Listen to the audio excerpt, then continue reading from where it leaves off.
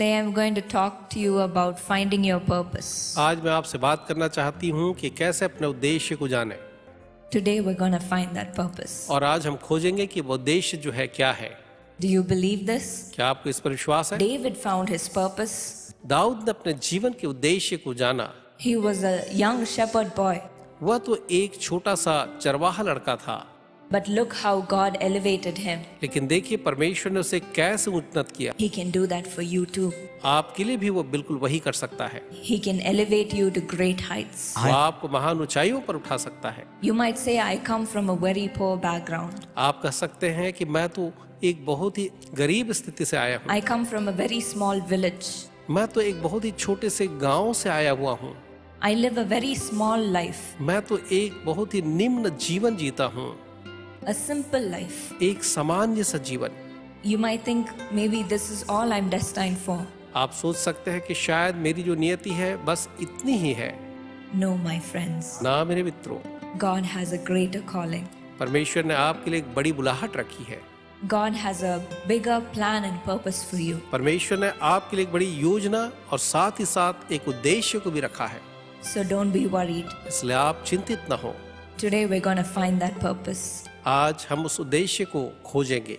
Smith Wigglesworth was such a preacher.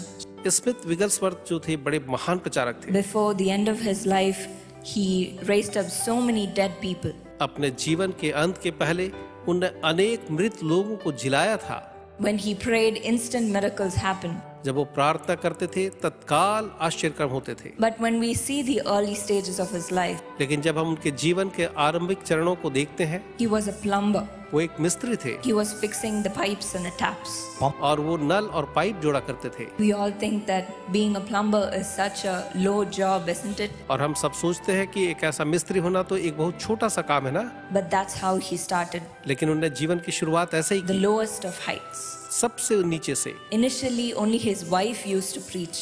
शुरुआत में केवल उनकी पत्नी प्रचार करती थी। Only his wife used to preach and pray for the people. केवल उनकी पत्नी ही प्रचार करने के बाद लोगों की प्रार्थना करती थी। But he would just sit at the back and give water to his wife लेकिन वो पीछे बैठ करके अपनी पत्नी को पानी पिलाया करते थे।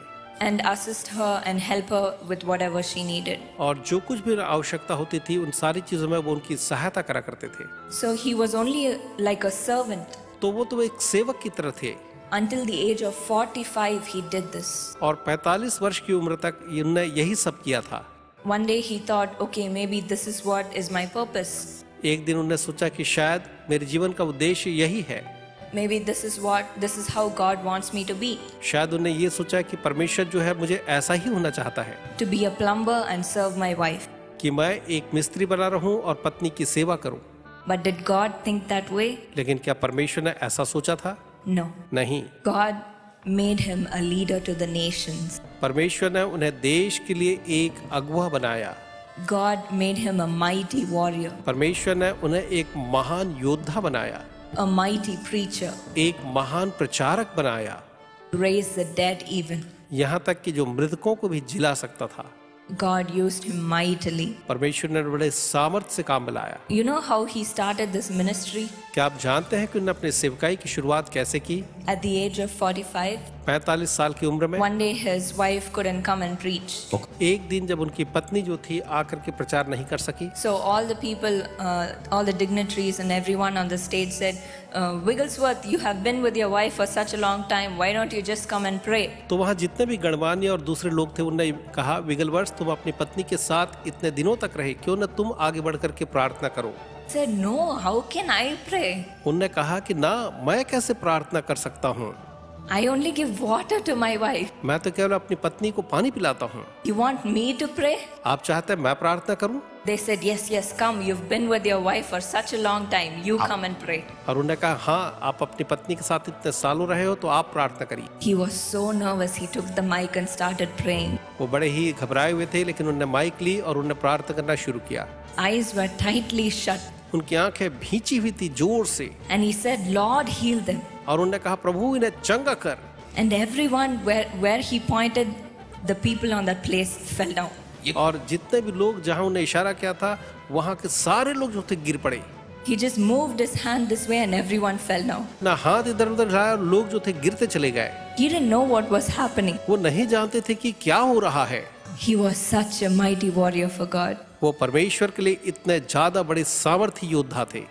Even without his knowing, God blessed the people. उनके जानकारी के बगैर भी परमेश्वर ने लोगों को आशीष दी। He was such a mighty preacher. वो इतने महान प्रचारक थे। That's the power that God is going to fill you with. और वही सामर्थ्य जिससे परमेश्वर आपको भरने वाले हैं। You might say you're a simple and ordinary person. आप कह सकते हैं कि आप तो एक सामान्य से व्यक्ति हैं, That's in man's eyes. लेकिन ये तो मनुष्य की दृष्टि में है। But in God's eyes, you're special. लेकिन परमेश्वर की दृष्टि में आप विशेष हैं। He has great plans for you. उसने आपके लिए महान योजनाएं बनाई हैं।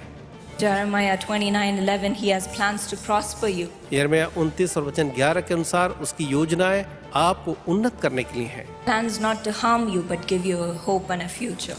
ऐसी योजनाएं जो आपकी हानि के नहीं, लेकिन आपको एक आशा और एक भविष्य देने की योजनाएं हैं। God is going to bless you so abundantly that you don't even know how. और परमेश्वर आपको ऐसा भरपूर आशीष देगा कि आपको समझ में नहीं आएगा कैसे। This is what God is going to do to you today. आज परमेश्वर आपके साथ यही करने वाले हैं। He is going to transform your life upside down. वो आपके जीवन को उलट पुलट करने जा रहे हैं।